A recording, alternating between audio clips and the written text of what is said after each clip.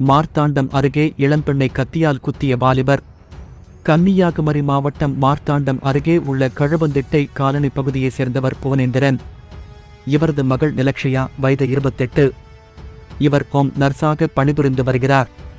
இவர் சென்னையில் பணிபுரிந்து வந்தபோது சேலம் தாராமங்கலம் அகதிகள் முகாம் பகுதியைச் சேர்ந்த புவனேஸ்வரன் வயது 30 என்பவரை கடந்த 7 ஆண்டுகளுக்கு முன் காதலித்து திருமணம் செய்து கொண்டார். இவர்களுக்கு குழந்தையும் பிறந்துள்ளது. இந்நிலையில் இவர்களுக்குள் ஏற்பட்ட கருத்து வேறுபாடு காரணத்தால் இருவரும் பிரிந்து வாழ்ந்து வந்துள்ளனர். இந்நிலையில் ஓணப் பண்டிகை விடுமுறையை முன்னிட்டு நிலக்ஷயா சொந்த ஊரான மருதன்கோட்டிற்கு வந்துள்ளார்.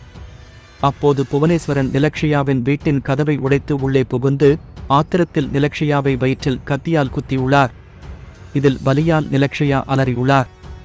இதையடுத்து புவனேஸ்வரன் அங்கிருந்து தப்பி ஓடியுள்ளார். படுகாயம் அடைந்த நிலக்ஷயாவை அக்கம் பக்கத்தினர் மீட்டு குழித்துறை அரசு மருத்துவமனையில் சிகிச்சைக்காக சேர்த்துள்ளனர். இதுகுறித்து மார்த்தாண்டம் போலீசார் வழக்கு பதிவு செய்து விசாரணை நடத்தி வருகின்றனர்.